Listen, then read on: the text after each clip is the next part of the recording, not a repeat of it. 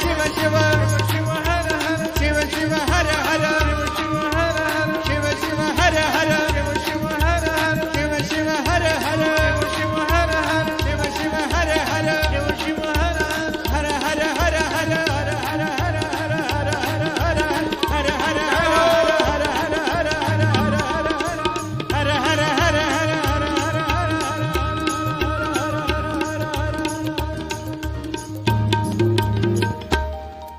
नमः पार्वती पते हर हर महादेव।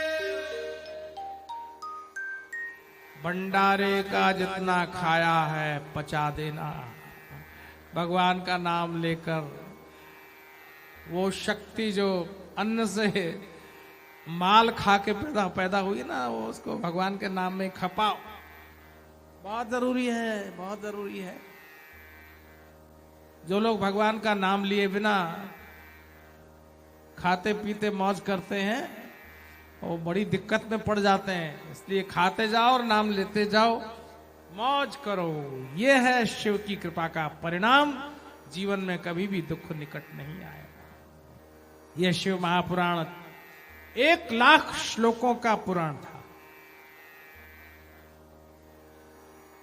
सबसे बड़ा पुराण 1,00,000 श्लोकों का। पर वो दया आ गई ना हमारे ऋषियों को, उन्होंने कहा भाई 1,00,000 तो बहुत होता है, क्या करें। तो 1,00,000 श्लोकों को थोड़ा कम कम कम करते करते 24,000 श्लोक में समाहित हो गया। शिव पुराण में 24,000 श्लोक। भागवत से भी बड़ा है। भागवत महापुराण में कुल 18,000 श्लोक हैं और शिव महापुराण में 24,000 श्लोक। अलग अलग खंडों में इस महापुराण को निश्चित किया गया है। सूत जी कहते हैं वच्मि शास्त्रम महोत्तमम। मैं तुम्हें बताऊंगा ये अद्भुत शास्त्र, क्योंकि ये शास्त्र न केवल जीव को सुख देने वाला है, ऐसा नहीं, ये शिव संतोषकरम, शिवतोषकारकम, भगवान शंकर के संतोष का कारण भी है ये शिव पुराण। तो ईश्वर भी प्रसन्न हो और हम लोग भी प्रसन्न हो, ये दोनों के लिए ही ये शिव महापुराण है। इसलिए चतुर्विंशति सहस्रो ग्रंथोयम सप्त संहिता, 24,000 श्लोकों वाली ये 7 संहिताओं को समेटकर शिव महापुराण का पूरा निर्माण हुआ। 7 संहिताएं हैं। एक सबसे पहली संहिता है विद्येश्वर संहिता। विद्या के ईश्वर हैं भगवान शंकर, ज्ञान के भंडार। अरे व्याकरण ही जिनकी कृपा से प्रकट हुआ वो तो ज्ञान के धाम होंगे ही होंगे। तो पहली विद्येश्वर संहिता है, दूसरी रुद्र संहिता है, तीसरी शतरुद्र संहिता है, चौथी कोटि रुद्र संहिता है, 5वीं उमा संहिता है और 6ठी कैलाश संहिता है और 7वीं संहिता का नाम है वायवीय संहिता। भगवान वायुदेव प्रकट हुए और उन्होंने भगवान शंकर का उत्कर्ष वर्णन किया, उसको वायु पुराण भी कहते हैं। वायु देवता ने जो कहा है वो उसमें निहित हो गया। इस तरह शिव पुराण की 7 संहिताएं कही गई हैं। इन 7 संहिताओं में 24,000 श्लोकों का विलीनीकरण है। सारे जगत के जीव, इसमें 24,000 श्लोक हैं, 256 अध्याय है। वो गणना कर दी पूरी, जिसको आगे पीछे न हो जाए, कोई अध्याय कम न हो जाए। तो भाई 256 अध्याय है और 134 कथाएं हैं पूरे शिव पुराण में। 134 कथाएं हैं। और इस तरह से जो शिव महापुराण की कथा को सेवन करता है, सदा सेव्या सदा सेव्या सदा सेव्या, सदा सेव्या विशेषतः, विशेष रूप से हमेशा सेवन करने योग्य, हमेशा सेवन करने योग्य, हमेशा सेवन करने योग्य एतत् शिव पुराणस्य कथा परम पावनी। ये परम पावनी कथा है, इसका सेवन जो करते हैं उसका तो भाग्य ही खुल गया समझिए। गंगाद्या पुण्य नद्यश्च सप्तपुर्यो गया तथा एतत् शिव पुराणस्य समतां यान्ति न क्वचित।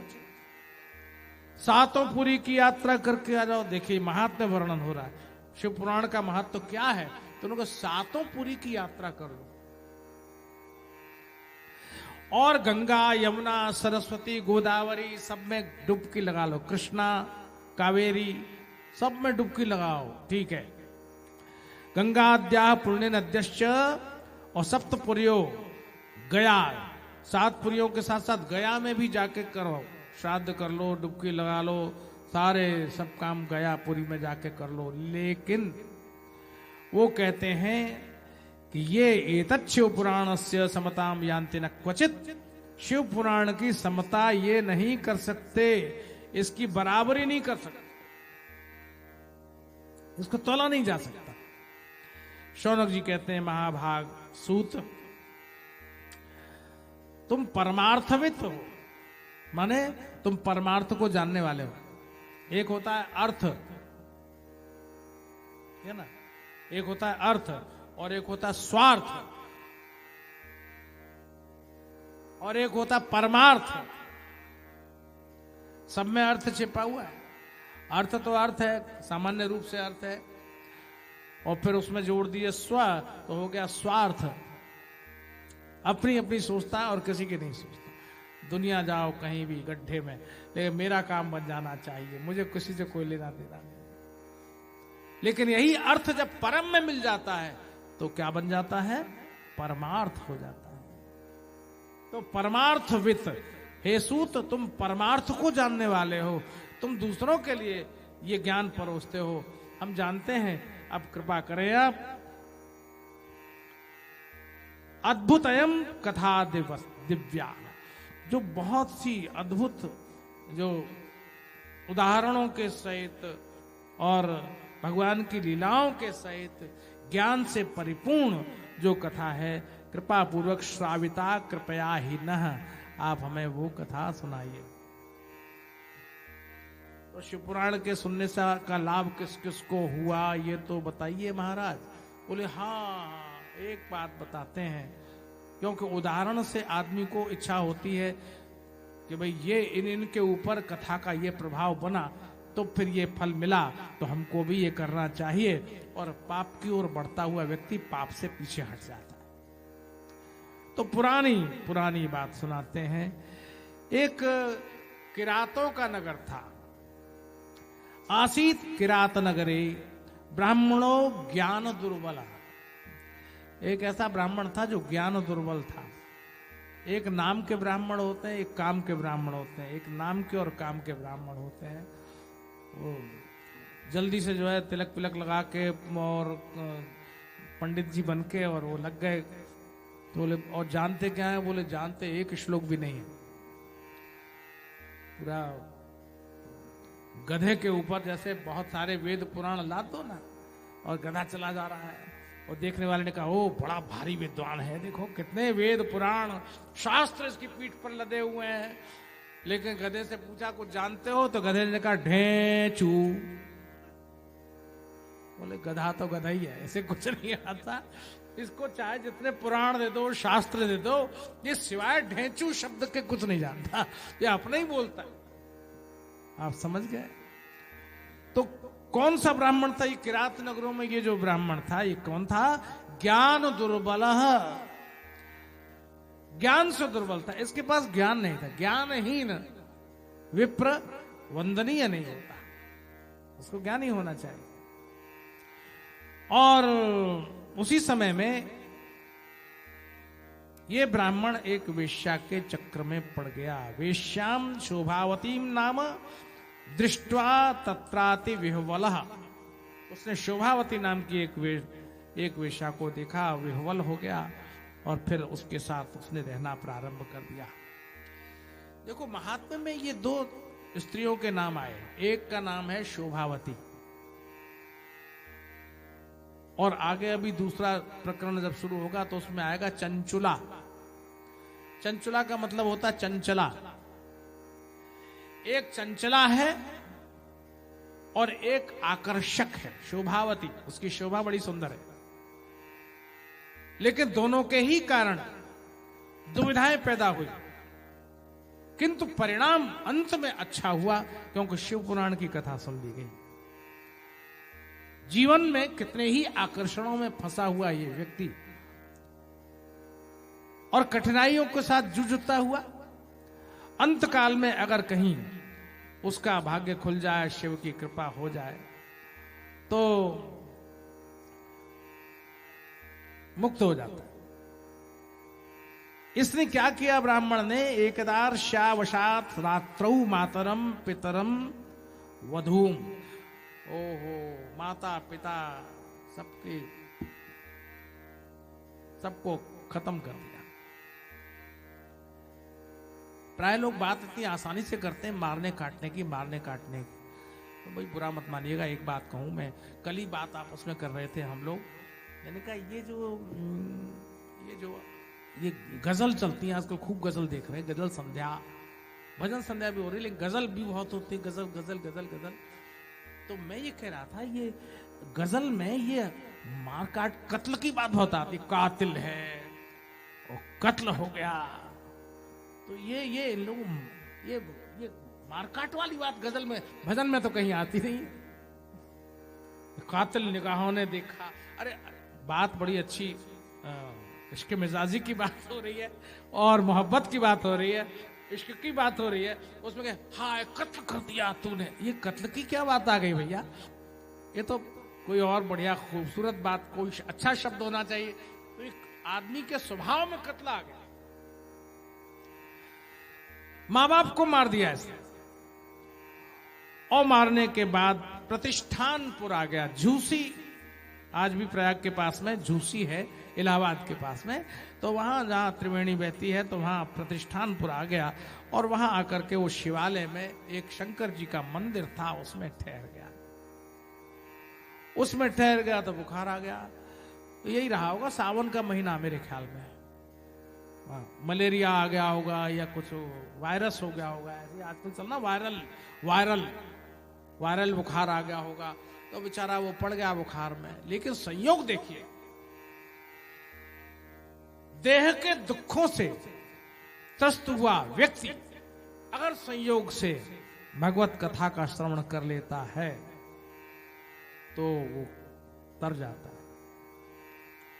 इतना पापी और अपराधी पुरुष, लेकिन शरण लेने के लिए एक देवालय में जा पहुंचा, एक मंदिर में जा पहुंचा और वहीं जा सोया, किसी ने ध्यान दिया नहीं, और उसी दरमियान वहां एक पंडित जी विराजमान थे, वो शिव पुराण की कथा कह रहे थे और उसने कहा कुछ न करो तो यही सुनो।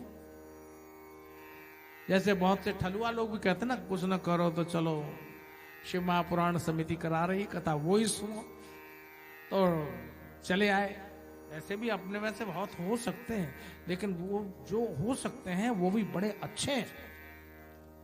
क्यों? कुछ न करो तो यही सुनो, और यही सुनो माने भगवान का नाम सुनो, तो उनको भगवत कृपा ही यहां तक खींच के ले आई।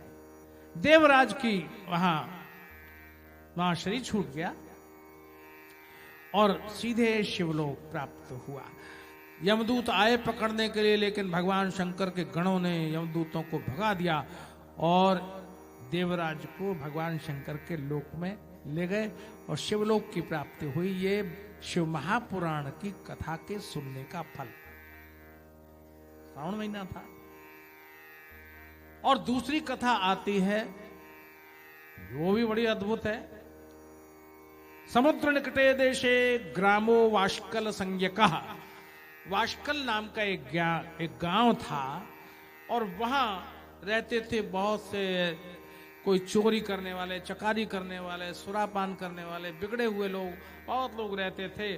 और वसंती तत्र, पादिष्ठा वेद धर्मोज्झिता जना। धर्म से रहित, वेद से रहित लोग वहां रहते थे, उनमें कोई संस्कार नहीं था, वहां रहते थे। और वहां भी एक ब्राह्मण देवती, ब्राह्मणों के ऊपर कटाक्ष ज्यादा हुआ है, क्योंकि समाज को बनाने वाला बिगड़ गया तो समाज बिगड़ गया। ब्राह्मणों की जवाबदारी हमारे परंपरा में बहुत बड़ी जवाबदारी है, और जो समाज को बनाने के लिए नियुक्त किया गया है वो व्यक्ति खुद ही बिगड़ जाए तो समाज को क्या बनाएगा? वो तो समाज और बिगड़ जाएगा।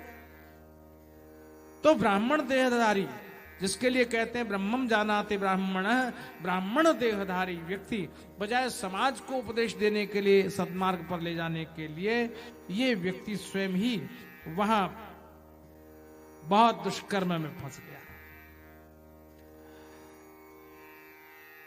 इसका नाम था बिंदुक और उसकी पत्नी का नाम था चंचुला। चंचला थी। एक दिन यह भी, इसका भी शरीर, चंचुला का और उसके पति का, पति महाराज बन गए प्रेत। अब क्या करें, कौन मुक्त करे? और पत्नी की हो गई मृत्यु। एक पिशाच, घर वाला तो पिशाच बन गया, घर वाली जो है वो शिव पुराण सुन के भगवान के धाम में गई और भगवती पार्वती की प्रिय दासी, उनकी सेवा करने वाली बन गई। तो उसने प्रार्थना की, क्या सुंदर बात है, चंचला है, चंचुला है, लेकिन पति के प्रति कर्तव्य को भूलती नहीं है कि मेरे पति प्रेत हो गए हैं, आप करुणा कीजिए देवी, मेरे पति को उस योनि से मुक्ति दीजिए। तो भगवती पार्वती ने निर्देश दिया।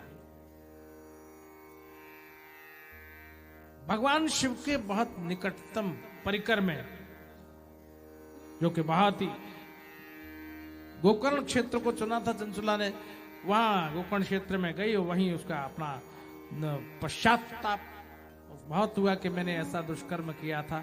तो पश्चाताप ही होने पर पाप समाप्त हो जाते हैं, और इसलिए वो शिवलोक गई। तो उसकी तो मुक्ति हो ही गई, लेकिन पति को कैसे मुक्ति दे, इस बात की चिंता पत्नी को शरीर छोड़ने के बाद भी भगवान शिव के ध्यान में आई। यहां बहुत अच्छी बात कही है शिव पुराण काल महात्म्यकार ने कि देखो, जो व्यक्ति पश्चाताप कर लेता है, पश्चाताप पापकृतां, किए गए पाप का यदि किसी को पश्चाताप हो जाए तो भी पाप नष्ट हो जाते हैं। मन में ग्लानि हो जाए, ओह ये मुझसे बहुत अच्छा नहीं हुआ, बहुत बुरा हुआ, यह भी बहुत बड़ी बात है। वरना तो लोग छिपाते हैं, अपने पापों को छिपाते हैं, कहते नहीं किसी को। लेकिन जो ऐसा करते हैं, जो अपने पापों की स्वीकृति करते हैं, वे सब सर्व पाप विशोधनम, समस्त पापों को नष्ट करने वाला ये पश्चाताप है। इसलिए पश्चाताप बहुत महत्वपूर्ण चीज है। रिपेंट शब्द प्रयोग होता है अंग्रेजी में। Repentance is remedy of sin, ये बाइबल का वाक्य है। वही बात है, सब धर्मों में एक ही बात घूम फिर के आती है। अगर व्यक्ति पश्चाताप करता है, यानी आत्मग्लानि होगी मैंने जो किया अच्छा नहीं किया, तो बस यही बहुत किए गए पापों का समाधान है, ऐसा कहते हैं। चंचुला पार्वती जी को प्रार्थना करती है, आप कृपा करें, हमारे है पति प्रेत योनि में है। पार्वती जी ने आज्ञा की, तुम्बुरु नाम के गंधर्व को, बड़े भारी विद्वान थे और संगीत शास्त्र में निष्णात थे, विंध्य पर्वत पर निवास करते थे। भगवती पार्वती ने निर्देश किया, जाओ उन्हें शिव पुराण की कथा सुनाओ और मुक्त करो।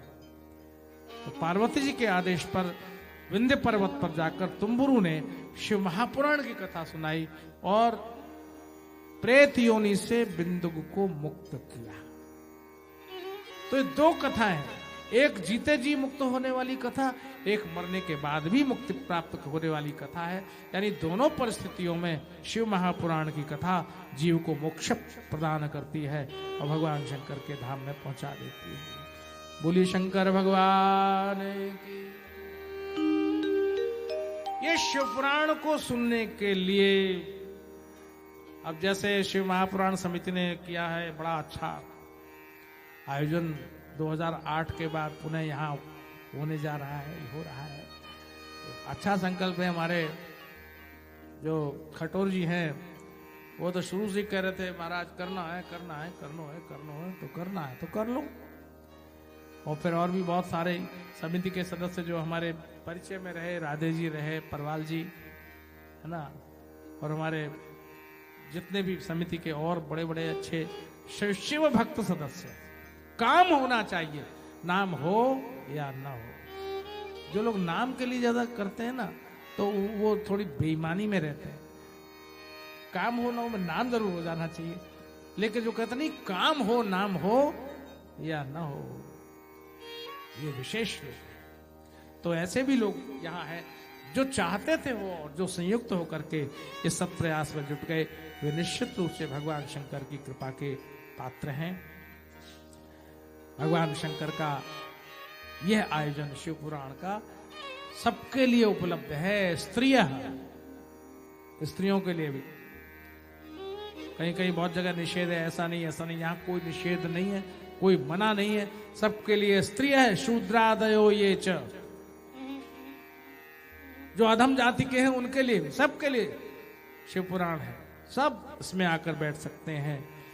और बोधस्तेषाम भवेद यतः, उनको भी बोध प्राप्त होता है, उनको भी यह ज्ञान प्राप्त हो। इसलिए ये भागवत, ये शिवपुराण की जो कथा है वो सत्यम शौचम दया मौनम आर्जवम विनयम तथा नियम बना दिए। कैसे सुने भाई, 11 दिन तक हम क्या नियम पालें, ये भी आप सुन लीजिए।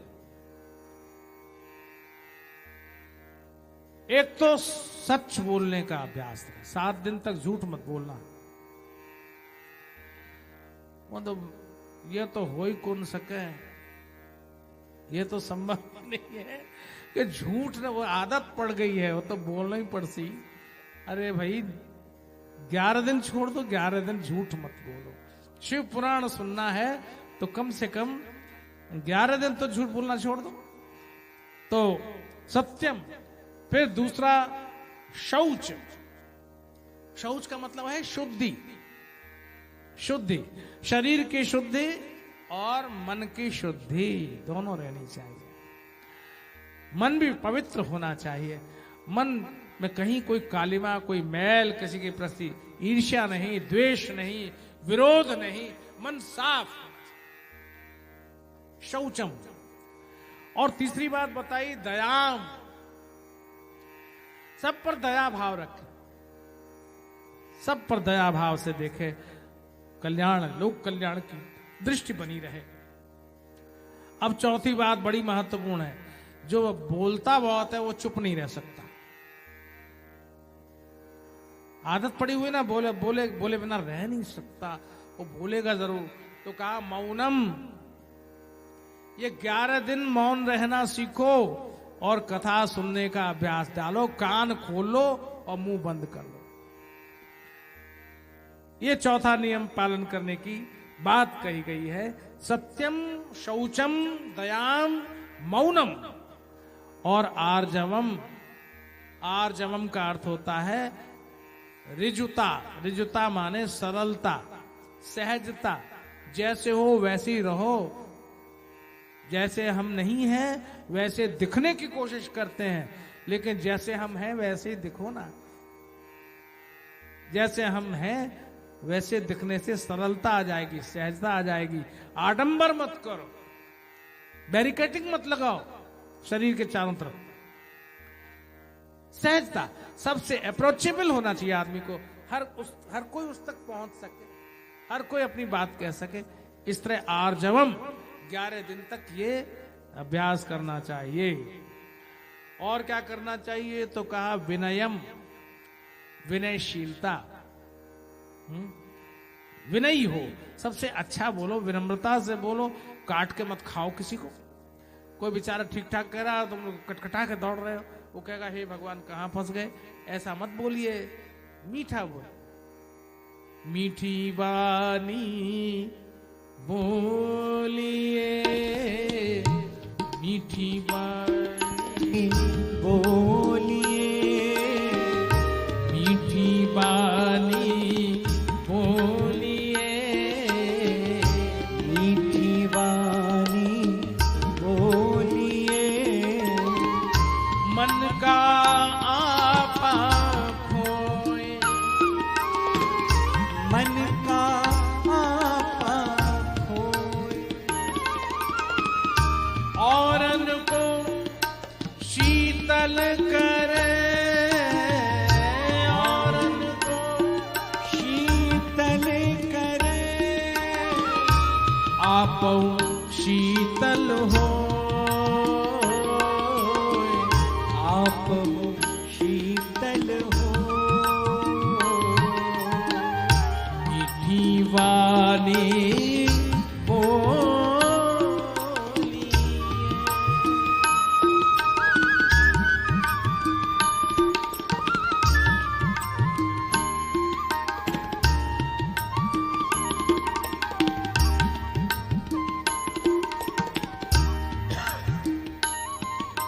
अब आया क्रम किसका? औदार्यम, उदारता। उदारता का स्वभाव बन जाए। उदारता कैसी हो भाई? वही व्यक्ति उदार रह सकता है जिसकी किसी भी वस्तु या व्यक्ति के प्रति आसक्ति न हो, वही उदार बन सकता है। बढ़िया से बढ़िया वस्तु हमारे पास है तो जो लिखा हुआ है वो बोल रहा हूं, और करना होगा तो करना, वरना आपकी मर्जी है। तो और बोले महाराज कि आपने कहा था कि उदारता से रहो, तो मैं बिल्कुल नया मोबाइल खरीद के लाया था। वो कथा में एक ने देख लिया, उसने कहा ये तो बहुत अच्छा है, ये तो आप हमको दे दीजिए, ऐसा तो नहीं है। तो महाराज मैंने इतना महंगा मोबाइल और उसको दे दिया, मेरा तो बहुत नुकसान करवा दिया आपने। तो ऐसा करना नहीं, मतलब उदारता भी सोच समझ के होती है। उदारता करें जरूर। कौन व्यक्ति कितनी उदारता का पात्र है, ये विवेक भी होना चाहिए। हम किसके लिए कितनी उदारता बरतें, उसकी योग्यता देखकर कर सकते हैं। तो ये औदार्यम, उदारता भी अपने जीवन में ये कम से कम 11 दिन लाने की चेष्टा करनी चाहिए। तो औदार्यम। और एक चीज जो बड़ी पते की है वो ये है कि मनसश्चैव, ये जो मन जो है इसको नियंत्रण करने की कोशिश करनी चाहिए। मन स्थिर हो जाए। मन स्थिर, भागता बहुत है। कह तो मन लागे नहीं, कह तो मन लागे नहीं, कह तो मन लागे, कोटिन करो उपाय, कोटिन करो उपाय, लागे तो फिर ना हटे, लागे तो फिर ना हटे, प्राण रहे या जाए, प्राण रहे या कह तो मन लागे नहीं।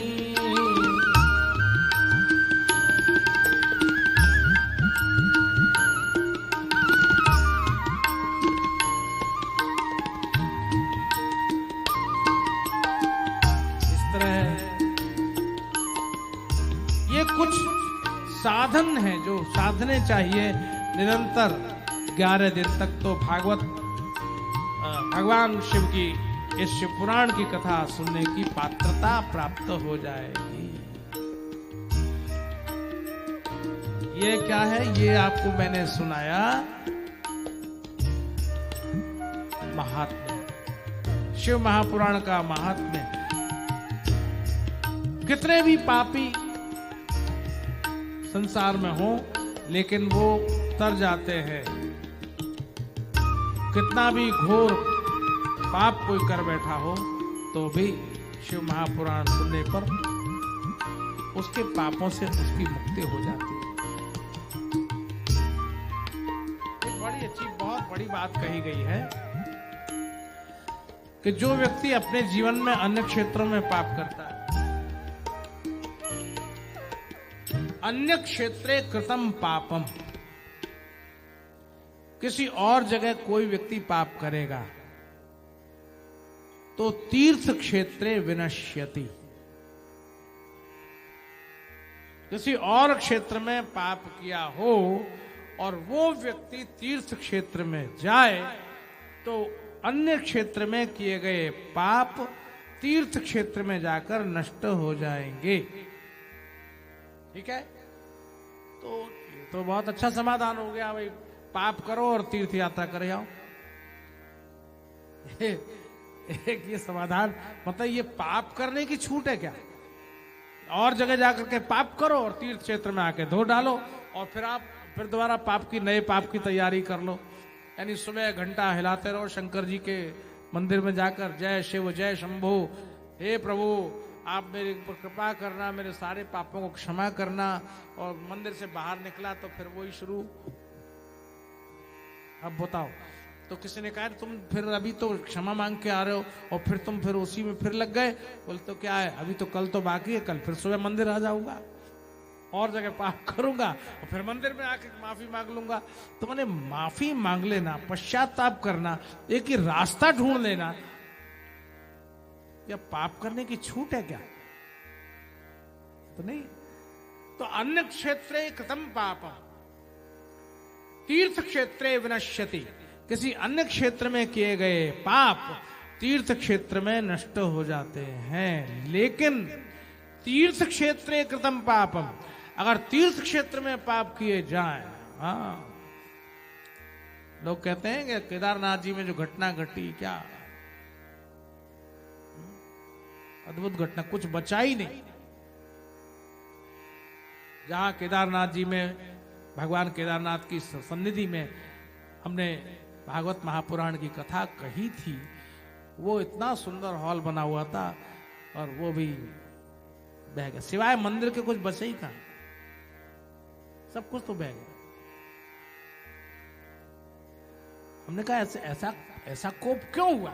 भगवान शिव की नगरी में, भगवान शिव के तीर्थ क्षेत्र में ऐसा हुआ, ऐसा क्यों हुआ? तो उत्तराखंड के एक व्यक्ति ने कहा, महाराज हमें मालूम है क्यों। लोग पहले तो लोग जब बद्रीनाथ केदारनाथ जाते थे तो अपना अंतिम भंडारा करके तब कहते थे देखो भाई लौट आएंगे तो ठीक है, और नहीं लौटे तो अभी ये सब कर देते हैं, सब हो गई, सब तेरे ही श्राद्ध, सब कुछ हो गया। तब बड़ी मुश्किल में पैदल चल के जाते थे। अब लोग बस रास्ते बन गए, बद्रीनाथ जाना है तो बद्रीनाथ तक तो गाड़ी पहुंच जाएगी, और केदारनाथ जाना है तो गौरीकुंड तक गाड़ी पहुंच जाएगी। तो चलो गाड़ी से पहुंच गए, कोई बात नहीं, कैसे भी पहुंचे तो सही। लेकिन जब डिक्की खोली गई उसमें शराब की बोतलें लदी, भैया ये कहां ले जा रहे हो? तो पलट के कहता है शंकर जी पर चढ़ाने के लिए। पिएगा खुद और शंकर जी पर चढ़ाने का बहाना करता है। ये जो हमारे मन की विकृति हो गई और भगवान के प्रति एक तिरस्कार भाव हो गया, ईश्वर को हमने एक पत्थर का पिंड समझ लिया। भगवान देखेगा थोड़ी, मौज करो। तो माने वो केदारनाथ जा रहे हैं, माने दर्शन करने के लिए थोड़ी जा रहे हैं, वो पिकनिक मनाने जा रहे हैं। क्या होगा? अन्य क्षेत्रे कृतम पापम तीर्थ क्षेत्रे विनश्यति, लेकिन तीर्थ क्षेत्रे कृतम पापम वज्रलेपो भविष्यति। अगर तीर्थ क्षेत्र में कोई पाप करता है तो उसके ललाट पर वज्रलेप हो जाता है, माने लेख लिख जाता है पक्का, उस पाप को मिटाया नहीं जा सकता। वो पक्का हो गया भाग्य का लेख, वो भोगना ही पड़ेगा, उसे कोई टाल नहीं सकता। ये आवश्यक है। इसलिए शिवपुराणकार के महात्म्य का वर्णन करते हुए श्री सूत जी कहते हैं कि सावधान सावधान, ये प्रायश्चित करना, ये भगवान का पूजन आराधन करना, ये पाप करने की छूट नहीं है कि रोज पाप करेंगे और रोज आराधना कर लेंगे, रोज जल चढ़ा देंगे, रोज शंकर जी से माफी मांग लेंगे, तो तुम ये उचित नहीं है। इस बात की ओर ध्यान देना आवश्यक। महात्म्य का वर्णन किया गया है और श्री सूत जी ने वाणी को विराम दिया। 2 पल को श्री सूत जी महाराज कहते हैं, ऋषियों अब हम शिव पुराण का प्रारंभ करने जा रहे हैं। शिव महापुराण का प्रारंभ भी कर्म क्षेत्र और धर्म क्षेत्र, महाक्षेत्र, क्या सुंदर बात से प्रारंभ हुआ है। गीता का प्रारंभ होता है धर्म क्षेत्रे कुरुक्षेत्रे समवेतायुत्सव मामका पांडवाश्चैव किम कुर्वत संजय। यहाँ गीता का प्रारंभ होता है, लेकिन शिव पुराण का प्रारंभ विद्येश्वर संहिता में जब व्यास जी कृपा करते हैं और वो कहते हैं धर्म क्षेत्रे महाक्षेत्रे गंगा कालिंद संगमे। गंगा और कालिंद माने कालिंदी यमुना, गंगा यमुना के संगम पर प्रयागे परमे पुण्य ब्रह्मलोकस्य वर्तमनि। सारे ऋषियों का समाज जुटा, ऋषियों ने वहां यज्ञ करने का संकल्प लिया और पौराणिकोत्तम सूता, जो पौराणिकों में उत्तम है, पौराणिकोत्तम है माने पुराणकारों में जो उत्तम है वो कौन है, बोले वो सूत जी महाराज, सूत जी है, वो वहां विराजमान थे। और सारे ऋषियों ने जिज्ञासा की, हे भगवान कृपा पूर्वक बताइए कि प्राप्ते कलियुगे घोरे नरा पुण्य विवर्जिता, जो पुण्य छोड़कर जो लोग इस कलिकाल में बढ़ते चले गए, हे देव कृपा करके बताइए। मातृपितृ कृत द्वेषा स्त्री देवा काम किंकरा। इस कलिकाल में माता पिता से द्वेष करके और ये जगत के जीव क्या हो गए, बोले काम किंकरा, काम किंकर हो गए। काम किंकर माने समझते हैं ना, काम के दास। एक राम किंकर होते हैं, एक काम किंकर होते हैं, एक शिव किंकर होते हैं। तो जो शंकर जी के किंकर हैं माने शंकर जी के जो दास हैं वो तो बड़े भले हैं, बहुत अच्छे हैं, लेकिन जो काम किंकर हो जाएंगे वो तो बंधन में पड़ जाएंगे, वो तो छूट नहीं सकते। तो जगत के जीव जो काम किंकर हो गए, और उनके लिए अब क्या उपाय है। रामायण में एक चौपाई बड़ी अच्छी आई, तुलसीदास जी ने कहा है, कहलाता है मेरा भगत। भगवान ने कहा, देखा देखा देखा मेरा भगत कहलाता है, कैसा तिलक लगाए चला जा रहा है, घंटी बजाता हुआ, माला जपता हुआ, कहलाता है मैं भगवान का दास हूं। लेकिन जब मेरे पास पहुंचता है तो क्या करता है, मांगने लगता है, ये दे दो, वो दे दो, वो दे दो, ये दे दो। भाई ये दास का काम मांगना नहीं है। सेवा करने वाले ने अगर कुछ मांग लिया तो सेवा धर्म नष्ट हो गया। स्वामी अपने आप करुणा करता है और सेवक का ध्यान रखता है। तो वहां तुलसीदास जी महाराज कहते हैं, राम जी को बड़ी खींच हुई। राम जी ने कहा, देखो मोरदास मोरदास कहाए नर आसा,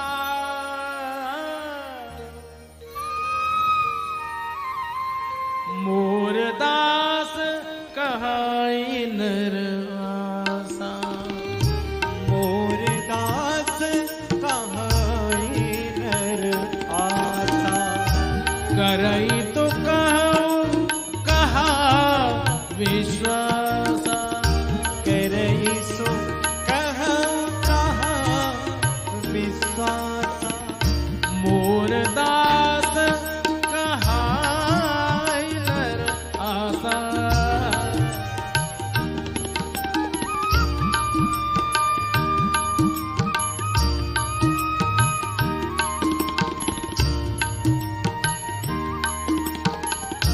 पंचक भगत कहाय राम के, पंचक भगत कहाय राम के,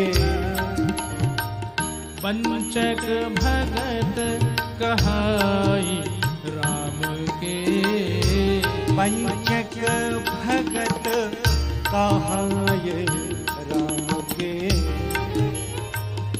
किंकर कंचन कोह काम के, किंकर कंचन कोह काम के, किंकर कंचन कोह काम के, किंकर कंचन कोह काम के। दास तो मेरा कहलाता है और आशा करता फिरता है, यहां से काम बन जाएगा, वहां से काम बन जाएगा, ऐसे काम बन जाएगा, वैसे काम बन जाएगा। ऐसे आदमी पर क्या विश्वास, क्या भरोसा।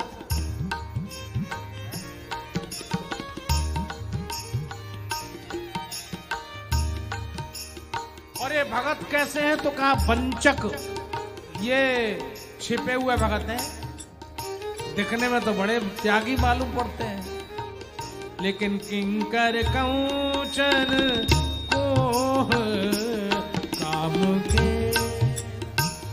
किंकर कंचन कोह काम के। ये लोग तो क्रोध और काम के दास हैं, राम के दास नहीं है। ऐसे लोगों से क्या भरोसा किया जा सकता। इसलिए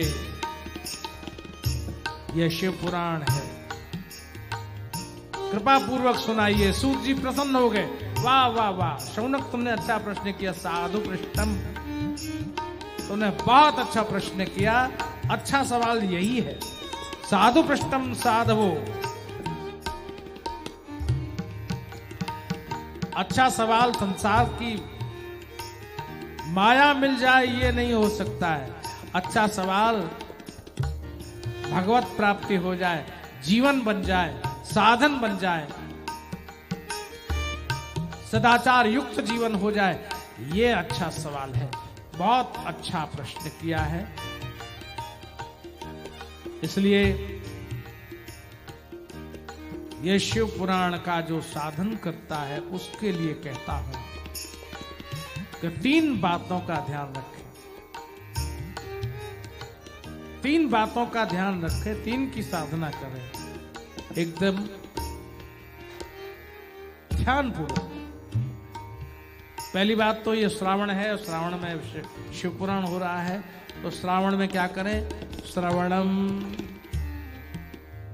कथा सुने। ये 3 साधन बताए, श्रवणम सुने। फिर दूसरा काम क्या करे तो कहा मननम, मनन कर, श्रवणम मननम, और तीसरी बात कीर्तनम। कीर्तन का मतलब यही नहीं है कि मजीरा ढोलक लेकर के भगवान का नाम गाओ, वो भी है।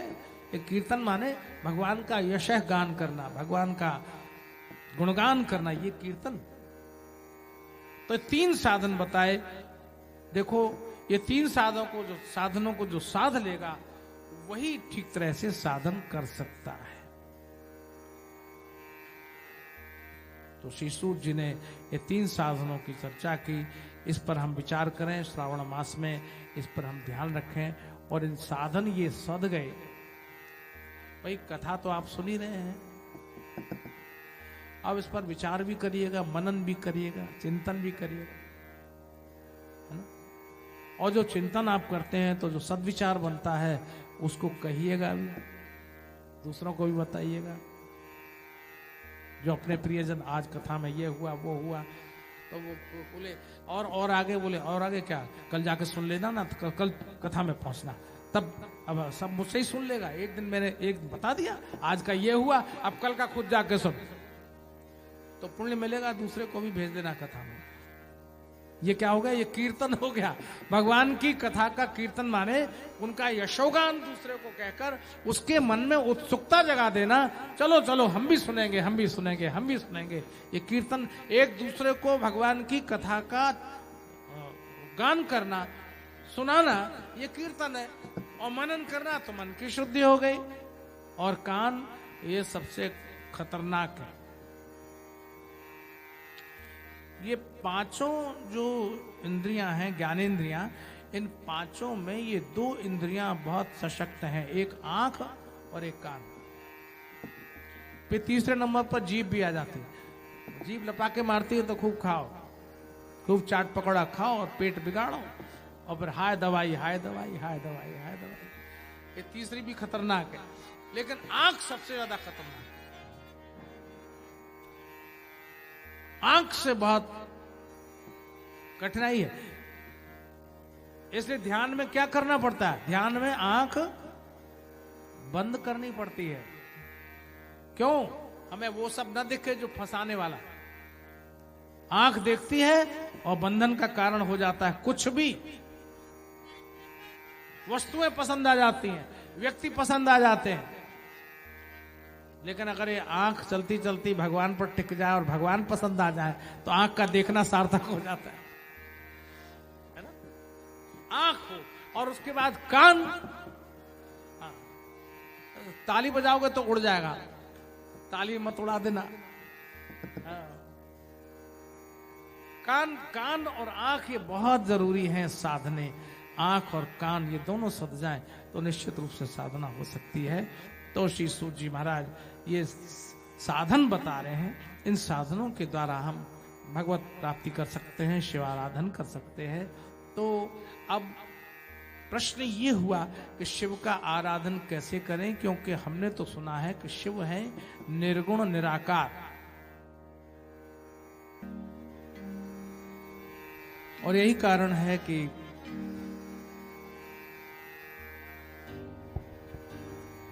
जो निर्गुण है, निराकार है, उसको हम किस रूप में आराधन करें, ये कठिन बात है थोड़ी।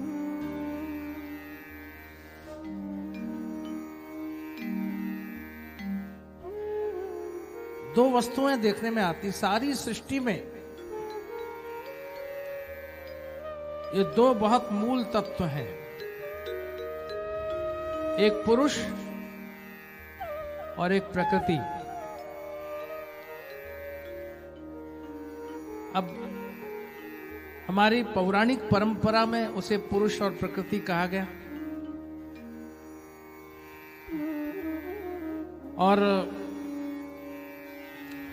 अत्याधुनिक विज्ञान ने उसको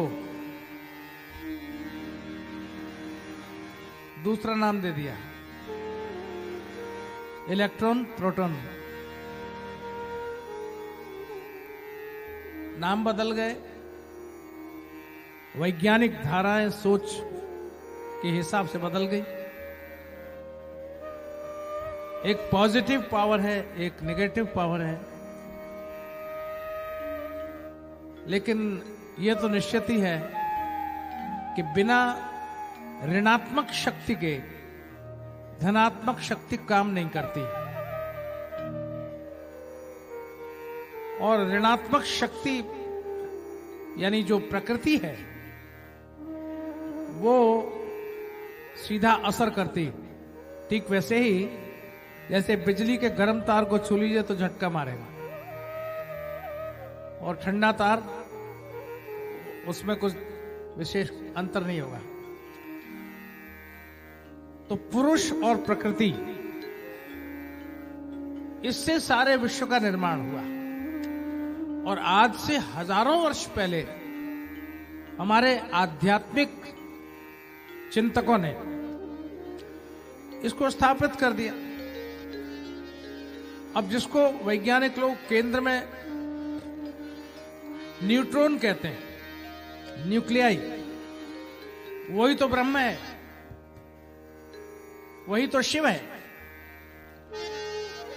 ये प्रकृति और पुरुष के मध्य में शिव ही केंद्र है,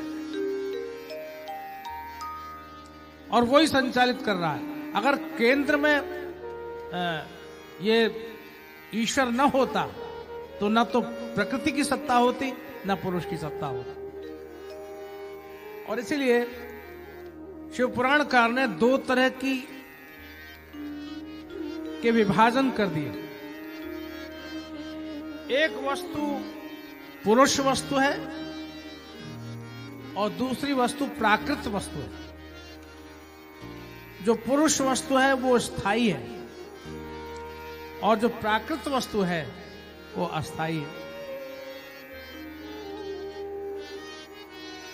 और सरल करें से, पुरुष वस्तु माने आत्मा, ये स्थायी है, ये मरता ही नहीं, ये भिन्न भिन्न देहों में जाता है, मरता नहीं, ये चैतन्य है। और जो प्राकृत वस्तु है वो बनती है और बिगड़ती है, वही माया है। तो इन दो नामों से शिव पुराणकार कहते हैं कि शिव के ही ये दो रूप ठीक किसी तरह से बन गए, एक निष्कल एक शकल।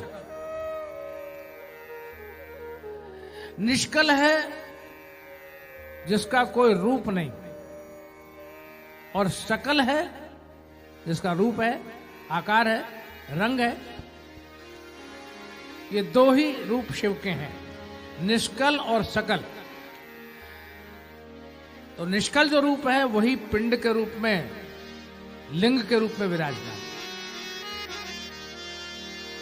शिवलिंग जो है वो निर्गुण निराकार का प्रतीक है,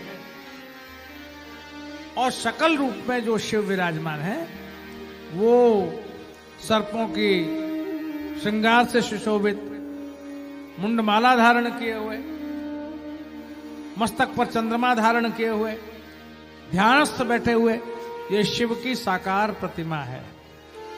इस तरह ये दो स्वरूप भगवान शंकर के देखने में आते हैं।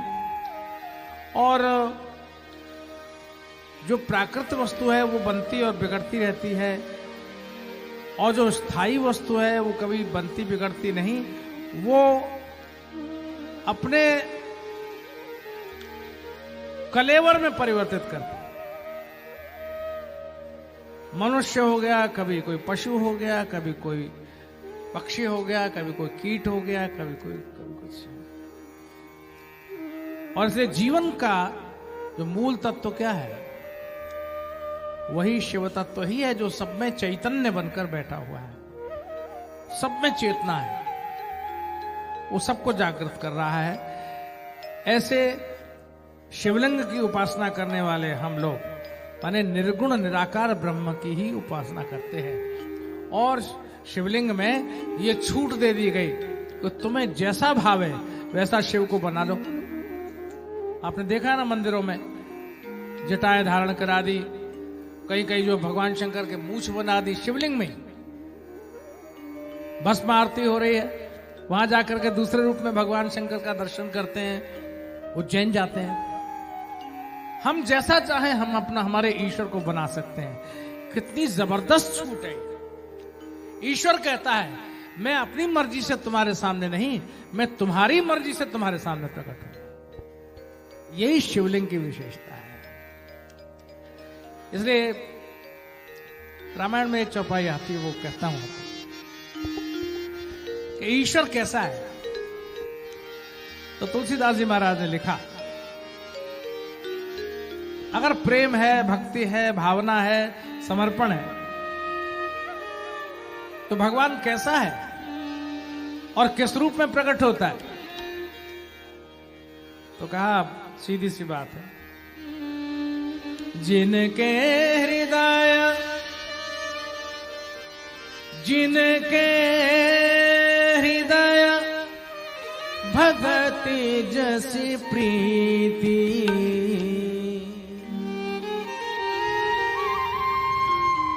जिनके हृदय भगति जैसी प्रीति, जिनके हृदय भगति जैसी प्रीति, जिनके हृदय भगति जैसी प्रीति,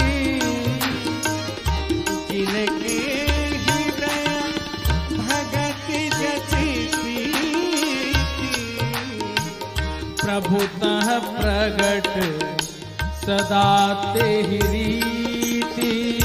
प्रभुतः प्रगट सदा ते ही रीति। प्रभुतः प्रगट सदा ते रीति। प्रभुतः प्रगट सदा ते ही रीति। जिनके हृदय में जैसी प्रीति है, जैसी भक्ति है, भगवान उसी रीति से वहां प्रकट हो जाते हैं। एक ने कहा मुझे तो भगवान घुंघराली अलकों वाला चाहिए। भगवान ने कहा हाँ बना लो बना लो बना लो। एक ने कहा मुझे तो भगवान मूंछों वाला चाहिए। अरे तो बना ले ना भैया, तो मूंछ वाला। एक ने कहा मुझे भगवान जवान चाहिए। अरे बना ले, जवान बना ले।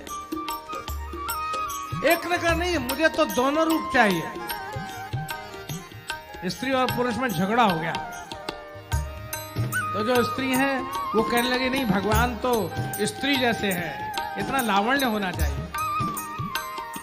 तो पुरुष बोले नहीं नहीं नहीं भगवान तो पुरुष जैसे हैं, जरा धीर गंभीर होना चाहिए, पुरुष जैसे भगवान शंकर।